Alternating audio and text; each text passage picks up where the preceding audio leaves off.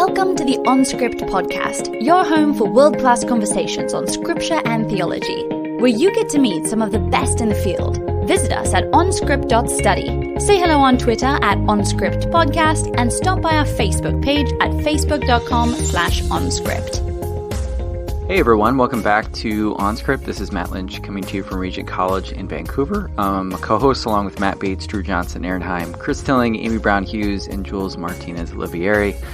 We are a podcast that focuses on biblical studies and theology and the intersection between them. We also have another podcast called Biblical World, and we had a short series podcast as well that's still active called In Parallel, and that explores the relationship between poetry, contemporary poetry, and biblical poetry. So we'll have more to come on that in the future.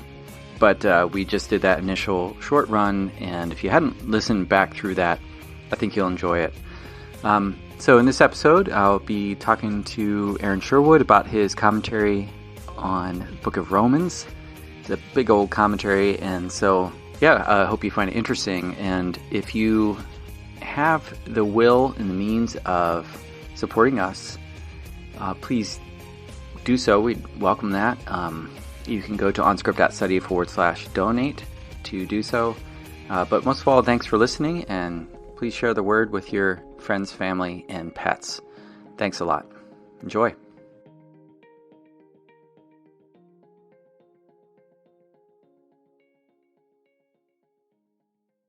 Hey everyone, welcome back to the OnScript podcast. I'm here with Dr. Aaron Sherwood, a good friend of mine who we went to Regent together, and recently we've been able to reconnect here in Vancouver. So, Aaron, it's good to have you on OnScript. It's good to see you after a long time. Yeah, so Aaron is a biblical scholar who did his Ph.D. at the University of Durham, and he specializes in how Old Testament theology is the basis of Christianity and the New Testament. He used to work as a professor, and he's now a stay-at-home dad who writes in his spare time, and write he does. He's published a book called Paul and the Restoration of Humanity. He's working on a theological novel about Samson right now, and he also wrote a major Romans commentary for Lexham Press, and that's what we're going to be talking about today. So, major by word count, at least. Yes.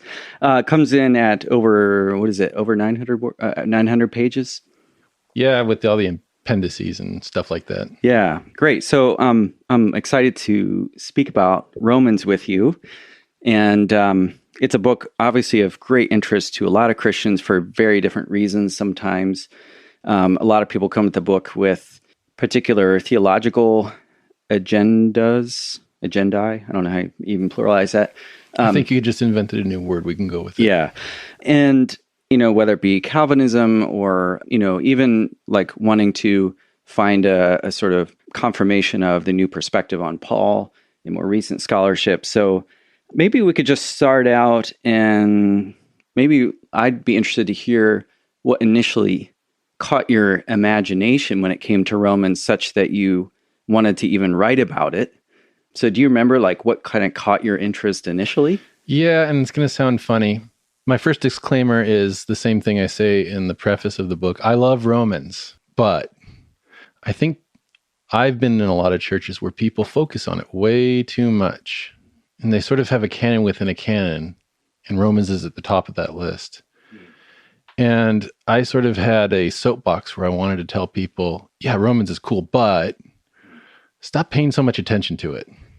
So I wanted to give my reading and explain what I think is really going on, and how sometimes the things that people want there to be in Romans aren't in Romans. And if you know that, then it kind of clears your eyes, and you're allowed to go look in other places to see what cool things are out there to discover. So for me, because I do a lot of Paul stuff, for me, what I'm really hoping and excited for someday is to do something with Ephesians. Because Romans is cool, but Ephesians is really where it's at. So I wanted to clear the ground a bit. And giving your interest in sort of the way that biblical theological themes weave their way through the New Testament, I'm sure a lot of what you're doing as well is sort of getting, kind of riding the interest that exists already in Romans and pointing people to the rest of the canon too, right? Yeah. And Paul does that because he quotes he quotes the scriptures in the Old Testament like 100 times in Romans. So it's dense. Mm-hmm. Even if I say there's other cool New Testament things that are theologically interesting, that doesn't take away from how complex and dense Romans is and sophisticated it is. So if you're interested in the Old Testament or scripture or the Jewish background and linking that up with Romans, there's plenty of material to explore. Yeah, great. Well, let's start out by talking about the context of the book of Romans, because you talk about in the commentary how the context defines Paul's content in the book, and maybe you could just unpack what you mean. But I'm not sure that's exactly how you put it, but that's the idea that you convey. Romans is one of the most over-researched books ever, and if you look at the list of 50 or 60 or 70 commentaries that have ever been put out there, kind of line them up chronologically. Less so now, but for a long time, you'll find that people thought of Romans as sort of a theological textbook or source book. And more in the last 50 or 20 or 15 years, people have gotten away from that and started to say, you know what, there's some occasional things going on here too. And I really want to embrace that relatively newer idea and say, you know what, Paul is interested in talking to the Roman church about some problems they're having, and he wants to weigh in on those things pastorally for them. And B, he wants to come visit them for the first time ever and get their help with the missionary trip that he's planning. And this is sort of a letter of introduction because he knows some people that they know, but they've never met him first person to person. And then there's also some other issues that they know about Paul's reputation that forces him to write a whole bunch of other stuff in Romans that makes it as long as it is. You talk about like the first 11 chapters really being a kind of defense or apology of what Paul is, Paul's own mission, and then the rest of the book being what he is really trying to do. So maybe just talk about that dynamic and how the context or occasion of the letter affects the structure of it. Right. So Jesus was Jewish, and Israel's scriptures are Jewish, and their heritage of being God's people is Jewish. And Jesus coming the Messiah is a Jewish idea. And the Christians in Rome know of this Paul guy from the people that know him. But what they've heard is everywhere that he goes, Jewish people don't listen to the gospel, and non-Jewish people get really excited and do listen to the gospel. And we see some of those kinds of things reported in the book of Acts, for example. And so they know good things about Paul, but they also are worried about some of that reputation about Paul. How come the Jewish scriptures about the Jewish Messiah and the Jewish gospel keep turning Jews off whenever Paul's involved? So, because this is a letter of introduction of sorts, he's got to explain to them, look, I'm not misrepresenting the gospel. I'm not misrepresenting Jesus. I'm not misrepresenting God. I believe the same gospel you believe, but the Jews aren't responding to it because of where they're at. And let me explain why that is and why that shouldn't turn you off to me. So in order to get them to listen to his pastoral input and to even consider his pitch about, hey, you want to partner together in a missions trip, he's got to make sure that they accept him and they're cool with him being on the same page as they are. And does he accept the premise that Jews aren't responding? Because I'm thinking, like he also got mixed responses from Jewish audiences. It's not like 100% of Gentiles become Christians and 100% of Jews don't. But you do see, in the Gospels, you see Jesus facing a lot of institutional backlash. Jesus says, hi, I'm here representing God. And the Jewish institutions say, no, we're here representing God. And that's where the conflict comes in against Jesus. And some of that response of doubling down on, we want to follow the God that is doing things the way we've always seen him do things before, not this newfangled God that's working in and through Jesus. We see that sometimes, like I said, in Acts, and they know of Paul by reputation as he's the apostle to the Gentiles. which is a word I don't like to use, but it means non-Jews. And he's having a lot of success with them. How come it can't be both and? Like, what's Paul doing wrong? This sounds suspicious. So Paul knows that reputation's preceded him. It's not like there are no Jewish Christians. In fact, in Rome, there's both Jewish and non-Jewish Christians. But by and large, the Gentile world is getting excited about Israel's God, which they shouldn't, because Israel is this obscure little people. But there's this God thing that's happening that's capturing the humanity in them. And Paul is he's part of the spearhead of that. And how come it's not as successful among the people who produced Jesus when Paul's involved? So that's a question. Yeah, he's got a bit of a reputation. Yeah. And so especially for people who haven't met him yet, that's an issue, right? Right. So is that why, like, presumably this has been an issue in other places, but he has a prior relationship? Is that the difference of why he decides, all right, I'm going to spell this out in 11 chapters? Of course, he wasn't thinking that way, so. But like, I'm going strong on this one. Sometimes people assume, hey, Romans is a really long letter, so it must be really important. And everybody knew Romans. And also, Rome is a really important city, so all the Christians there must be really important. And also, well, Paul was a really well-known guy, so he must know the Jewish people everywhere. But actually, Rome wasn't a church that Paul planted. He planted Galatians, and he planted Thessalonians, and so he had one-on-one relationships with them that preceded any letters he had later on had to write. Somebody else planted the church at Rome. You can have fun stories about who could it have been, and were they coming from Acts chapter 2 and going back to Rome, and then so they were already established. And even though we know Romans and we know Paul, living back then, the Christians in Rome didn't yet know Paul. And how much credence do you give, or how much weight do you give to the particular circumstance of, like, I'm trying to remember, like, back to, like, the details of Jews being expelled from Rome and then coming back and all of that. Is that also, like, even apart from his reputation, his missionary endeavors, like, is that also, like, another reason why this needs to be? Well, scholars debate that, of course. Yeah. Any two scholars in a room will have three opinions among them. So the conventional wisdom that I think is in broad strokes correct is that, back, 10 or 12 years before Romans got written, there was the whole expulsion that you talk about. Then they come back in. It seems like before the expulsion, maybe it was, I'm just going to make up a number, 2/3 Jewish Christians and 1/3 not. But when they came back in, it's sort of 1/4 Jewish Christians and 3/4 not. And so later on in the letter of Romans, Paul's going to address some of the tensions they're feeling. So that's part of the background generally that feeds into the kind of demographic makeup of the church there that actually rears its ugly head as sort of a congregational issue that they're wrestling with. And Paul wants to care for them and pastor them through that issue, among other issues. So, we've talked about, like, 1 to 11 being focused on Paul kind of defending his mission. What happens rhetorically in the letter, do you think? Like, you put a lot of emphasis on the rhetorical or literary outline of the letter.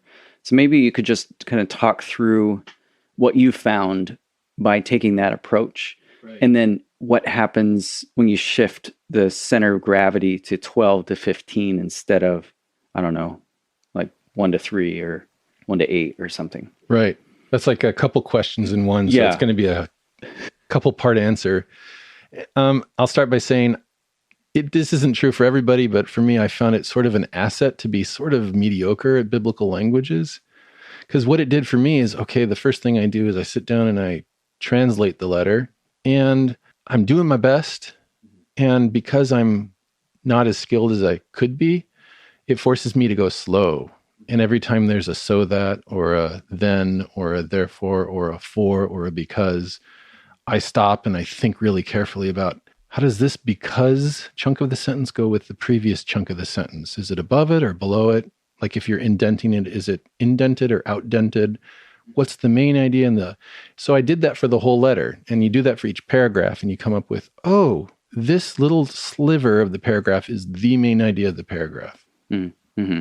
And then So that's like what we call discourse analysis? Is that yeah. And it's a bit subjective. It's part art, part science. Yeah. It's a bit objective and a bit subjective. So you can quibble, but I did that for a paragraph and find out the main idea for the paragraph. And then I line up 3 paragraphs to each other and I figure out which paragraph is the main idea and which of the other 2 or 3 paragraphs are the supporting ideas for the other paragraph. And by doing that gradually for the whole letter, I developed sort of a table of contents or a little structure, a map of how the whole thing is shaped. So like if Paul was putting the letter on a 3x5 card, then like here's his skeleton that he's hanging. Yeah. And I'm sometimes a visual learner, so I included a lot of graphs and diagrams in this commentary that sort of, if you like to read the description of the diagram, you can. If you like to just look at the diagram, you can. And what I found was Paul starts off the letter saying, "Hi, I'm Paul, you're the Romans." Like greetings. That's how all Pauline letters start, because that's how all ancient letters start. And then he says, "I'm praying for you, and I'm also thankful for you," because those are the things that you find at the beginning of the letter. And right around chapter 1, verses 12 to 15, he starts introducing the idea, "I'd love to come and see you for the first time ever. I've got some interest in preaching the gospel to everybody everywhere. And I want to preach the gospel to you too," which is interesting because we think about preaching as converting people, but preaching the gospel means like, discipling and theologizing with people, even when they're already Christians. And he picks that back up. He says that in 1:15, and he picks that back up in 12:1 and 2. He says, "So therefore," given everything he said in the intervening time, "let me talk to you guys about what you're dealing with. Don't be conformed. Don't let the world push you into its mold. Instead, be transformed to be godlike and Jesus-like." And then he goes through a series of issues they're dealing with and talks into those issues. But he pauses in the middle, 1:16, through the end of chapter 11. Starts off in 1:16, everybody knows the famous, "I'm not ashamed of the gospel." And he's not talking about not being embarrassed to evangelize or do open-air preaching. It's a shame-honor thing. It's a normal technical reference to that cultural dynamic of the day. Paul is saying, I'm not shamed by the gospel because I'm not doing it wrong. I'm not misrepresenting it. I'm not misrepresenting God. I'm not misrepresenting Jesus. Right? So at the very end of what Paul was saying, I'm interested in sharing the gospel with you in 1:15. He pauses and he starts in Romans 1:16 and 17, the part we all know, I'm not ashamed of the gospel. And people think, oh, he's just taking a left-hand turn. Now he's doing theology. And he's talking about not being ashamed to, share the gospel in open-air preaching or something, or he's not embarrassed about the gospel. But that's a sort of our modern take on the word ashamed. He's talking about the ancient cultural dynamic that everybody knew about of honor and shame. And Paul's saying, I'm not bringing shame to the gospel. I'm not misrepresenting it or God or Jesus, and you won't be ashamed by association if you connect with me. Because, as those 2 verses finish, it's despite what you think you've heard about me and Jews not following the gospel, it is indeed God's power for salvation. For everybody, all who believe, whether Jew or not Jew. And let me quote Habakkuk 2:4, because back then God was doing something weird that the ancient Israelites didn't understand. And Habakkuk's message to them was, I'm God, I know what I'm doing. Keep following me faithfully and let me work it out. And the people who were faithful to God will continue to follow him faithfully, even if they don't understand what's happening. And Paul says, you might understand how the Jews are reacting to my gospel, but I am faithfully preaching it.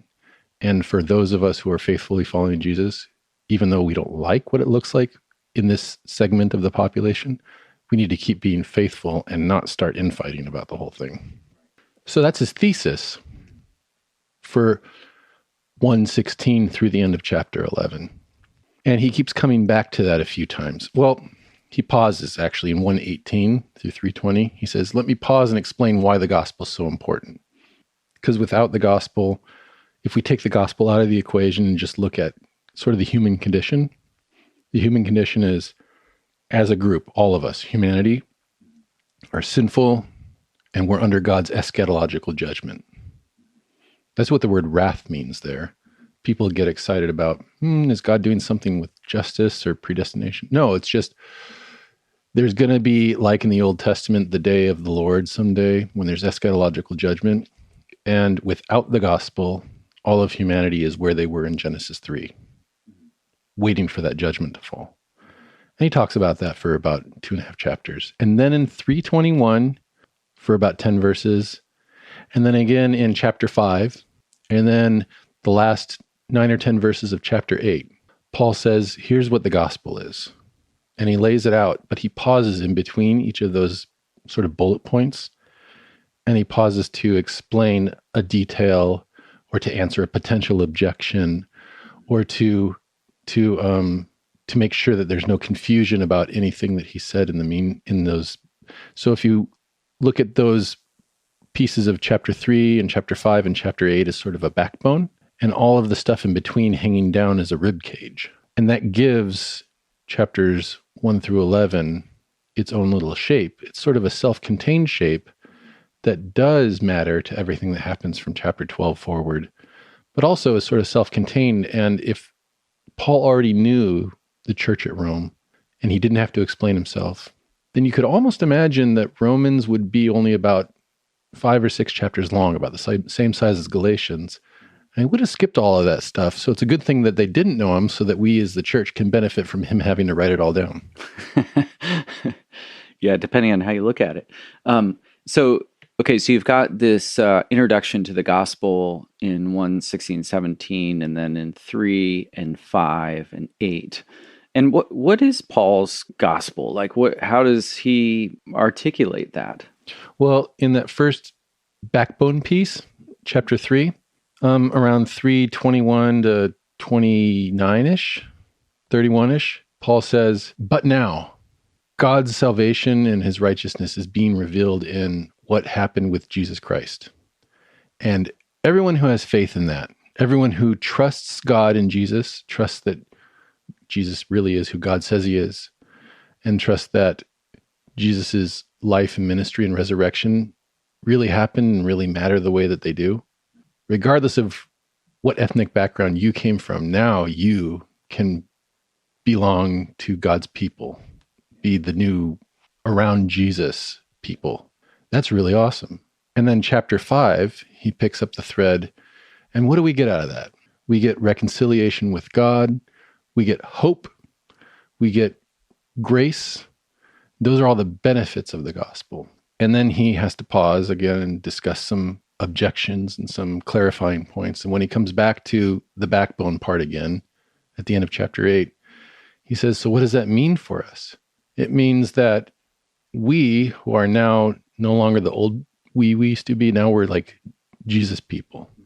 Like who we are is defined by our relationship with Jesus.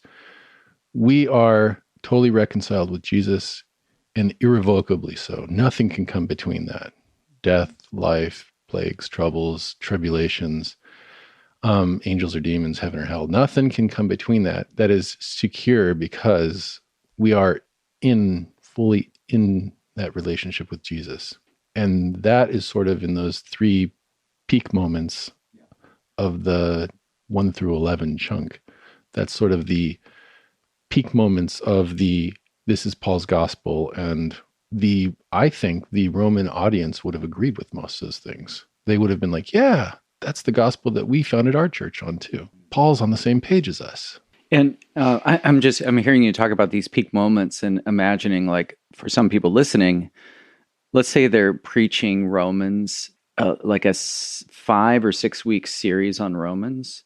Given that skeletal structure, what are the texts that you would recommend people zero in on? Only 5 or 6? I have to choose 5 or 6? Like, of course, some churches do like a 52-week series on Romans, but a lot of churches they do a shorter series. I don't know if this would make the list of 5 or 6. I do like 1:12 to 15, where Paul is sort of saying, before he gets sidetracked with all of the issues that they're going to have with him, Paul's sort of saying, as a prophetic pastor, church planting person, this is what I'm excited about. I don't know if you want to devote one of your only weeks to just that, but I think it's a cool moment if you think about how it fits into the whole book, the whole letter. Then, of course, 3:21 to 26, the part where Paul says, but now, because he's just finished talking about from 1:18 to 3:20 why the gospel is needed, why apart from the gospel, humanity is in the human condition and all messed up, Genesis 3 area. And then Paul comes back to where he was, but now. And maybe tied into that, you would say he's not ashamed of the gospel in chapter 1, verse 16, because but now in Christ Jesus we are. And anybody who is in Christ Jesus has such and such going on. And I was most surprised when I was writing the commentary. One of the passages I was most pleasantly surprised by was chapter 5, verses 1 to 11. Because if I can flip there real quick. Therefore, what's therefore? It's everything up until then. But he's kind of picking up on the thread of thought from 3:21 to 26. If my discourse analysis is a clue. Therefore, what have we got? We have peace. We have shalom with God through the Lord. And the Lord word there is a God word too. So there's, Jesus is representing God in creation for us. Through whom we have gained access. We have hope. We have reconciliation, and we have been justified. And I found that moment really cool, given the chapter 3 stuff. But now, in chapter 5, we have, having been justified, what do we got? We got shalom, we got hope, and we got reconciliation. And that is like saying the world is continuing on, but we already live in God's kingdom. And that's really cool. Another chunk of stuff that I like is in maybe chapter 8, which is sort of a piece hanging off of a piece, hanging off of a piece to make a point. So it's not like the main idea, but in chapter 8, sort of verses 1 to 17-ish, Paul's just finished in chapter 7 illustrating what it looks like to be stuck in sin. And he asks, okay, but we're Jesus people. How do we get out of sin? And he says, by the Holy Spirit. Not a philosophy, not a right doctrinal statement, but by an actual tangible, historical, empirical experience that we've got of a relationship with Jesus' presence here with us. The resurrected Jesus in heaven has returned his presence to us. And that's the difference between us and people who just know that they need the gospel but don't have it. We don't just continually living the way we used to. He says, by the Spirit, you're empowered to actually be little Jesuses. And the life that you have kind of got nipped in the bud, and you have a new life that's replaced it. And you're now a mobile example of Jesus's life. So that's a really cool moment, even though it's a subordinate piece of a piece of a piece. And then when Paul does get into his speaking pastorally into their situation, some of the things they're dealing with end up being kind of theologically really rich and sophisticated. Paul in 14:1 through 15:6 is dealing with the question of the strong and the weak.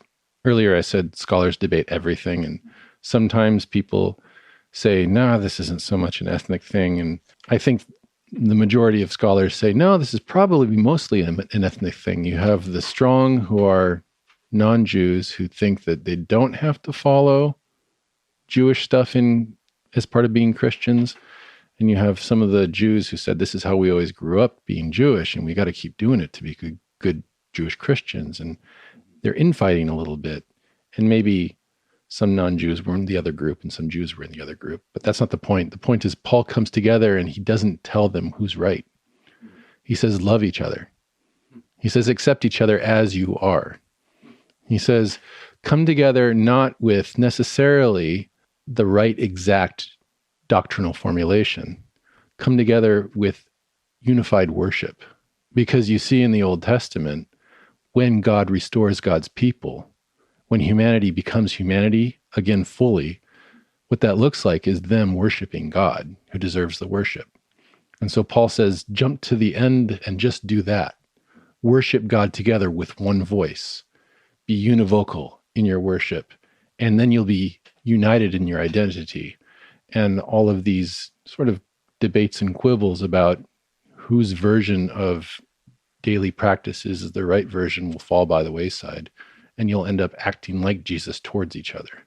That's another cool moment. And my favorite moment in the theology of Romans is the very next paragraph, 15:7 to 13, where I think we get a little keyhole glimpse in Romans into what Paul's big picture theology is. And the reason it's not more in Romans is because he's dealing with stuff. He's not writing Romans to share his view on that.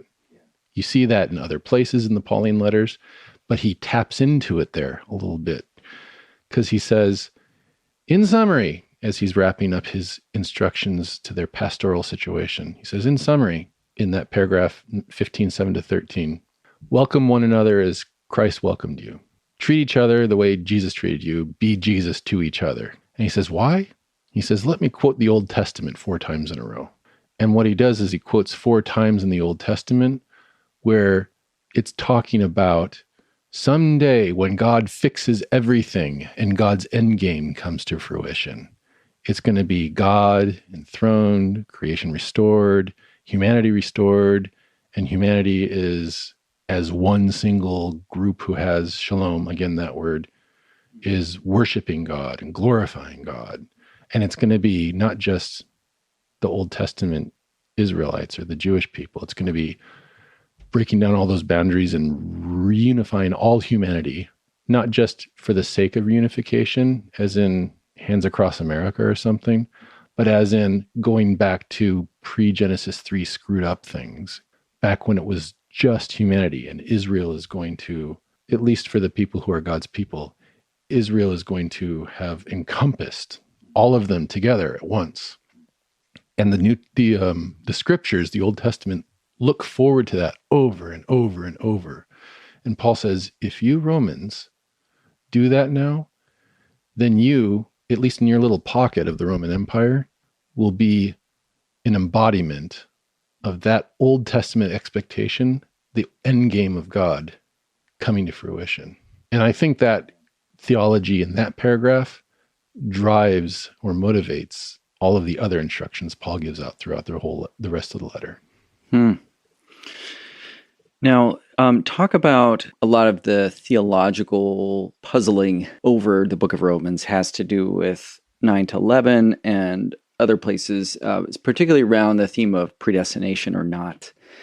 And you have something to say about that. So I'd just like you to maybe talk briefly about like whether you think Romans is addressing predestination or is critiquing it, or whether that's the wrong question.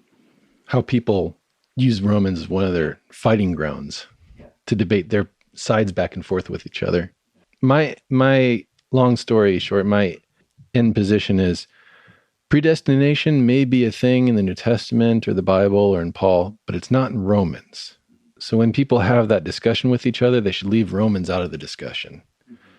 There's more than just these, but there's usually a couple specific spots. Usually people look at Romans 8:28 to 30, and then they look at part or all of Romans 9 to 11.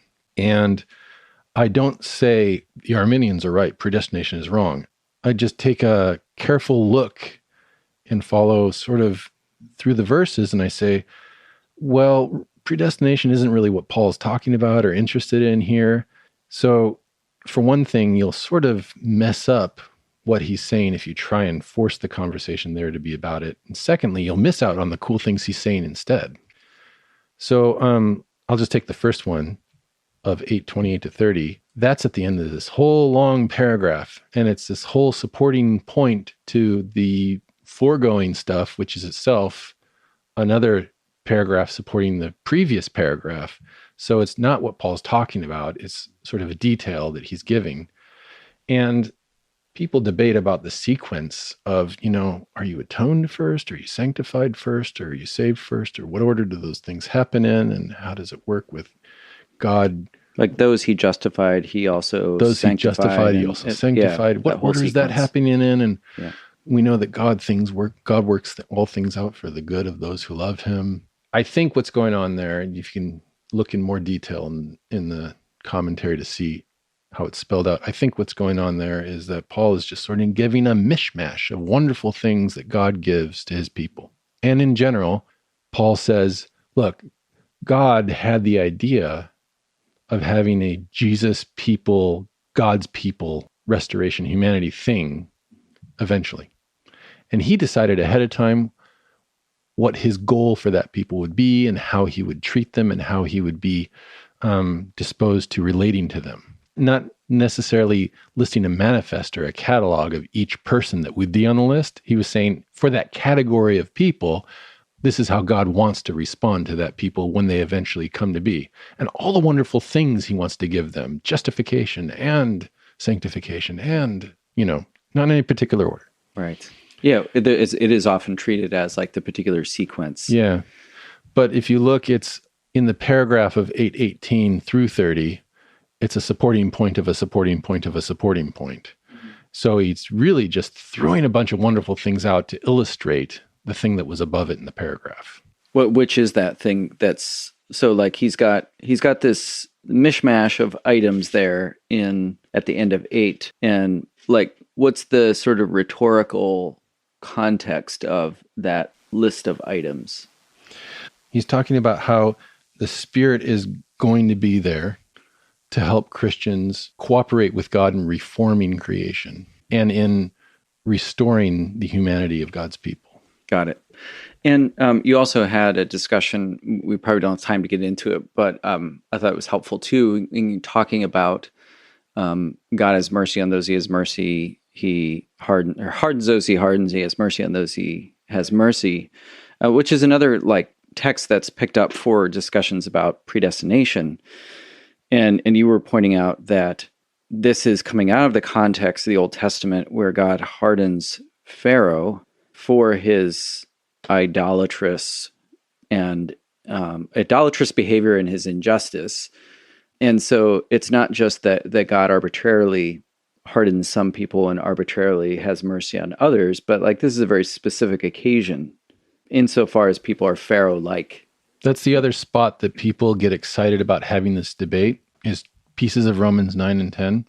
And I think that the way when we talk about backbones and ribs for the 1:16 through the end of chapter 11, I think all of 9 through 11 is a rib hanging off an objection. We've just ended 8:31 to 39, which I say is the last backbone chunk, where Paul says, we Jesus people are in such a tight relationship with God and Jesus that nothing can overturn that. And that's where he finishes his backbone description of the gospel that he and the Romans should be on the same page about.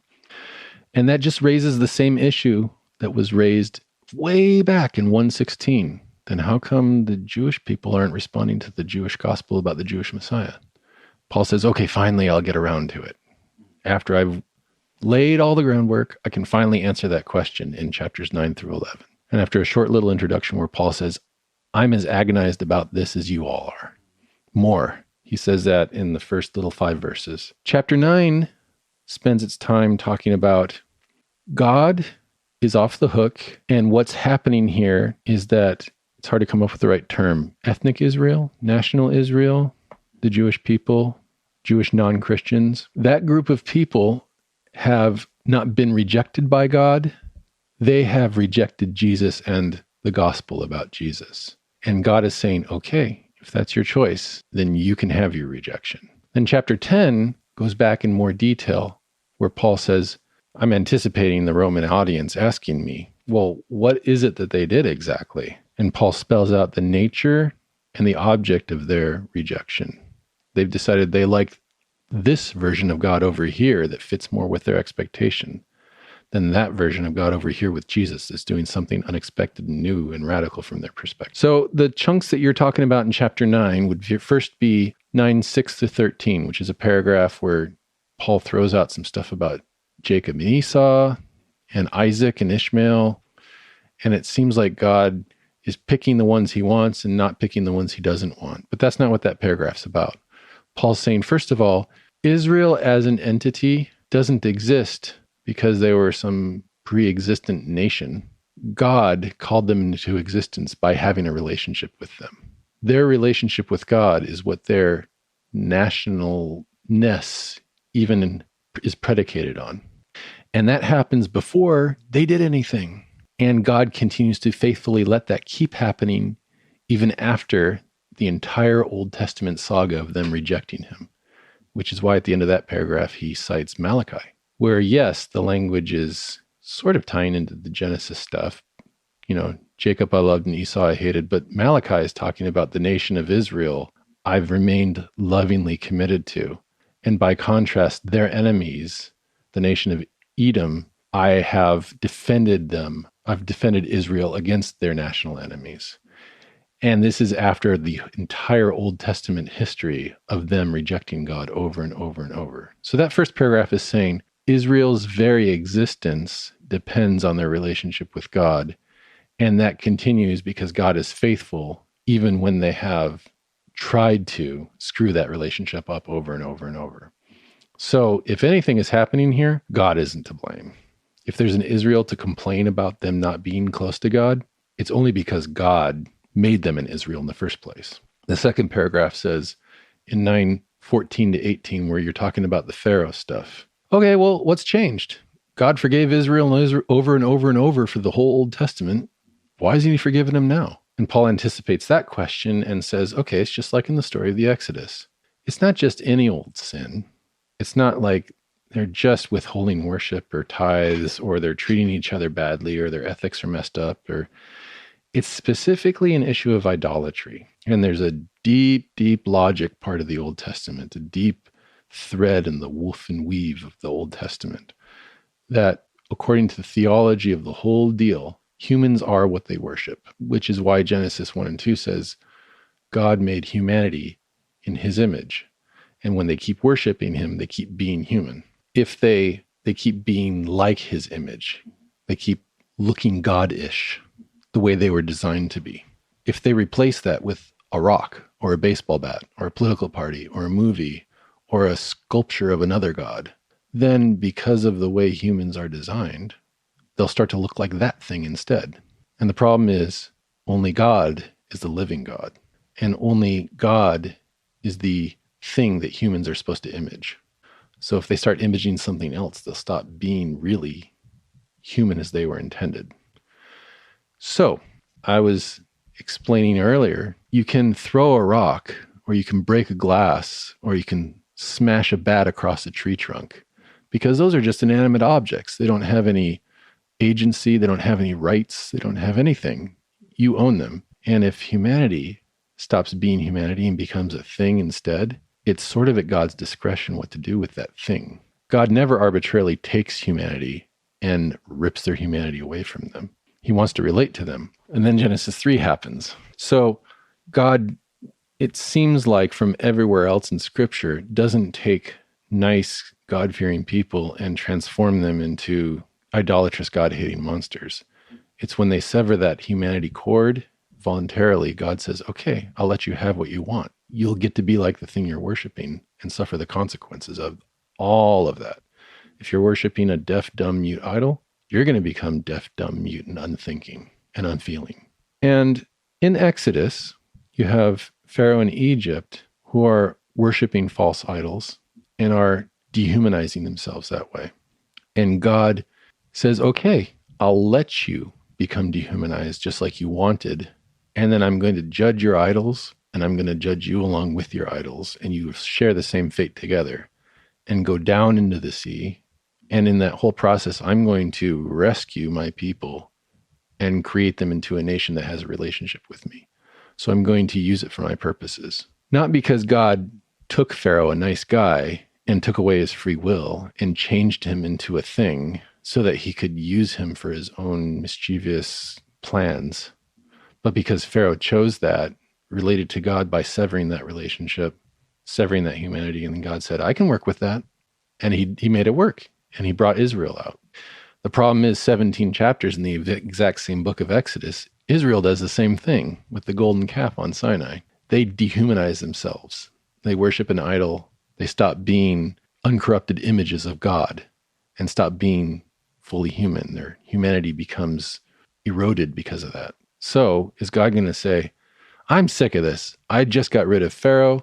Now, for doing the exact same thing, I'm going to get rid of Israel. And partly because of Moses' intercession, some amazing theological things that happen in those chapters of Exodus 34, God relents and restores Israel's relationship with him. But also, Paul's pointing out the principle that when you're dealing with humans that have sort of become dehumanized through idolatry, that's a special case where God can decide for his own sort of grand purposes, is he going to let them go down with their idols, or is he going to renew the relationship with them?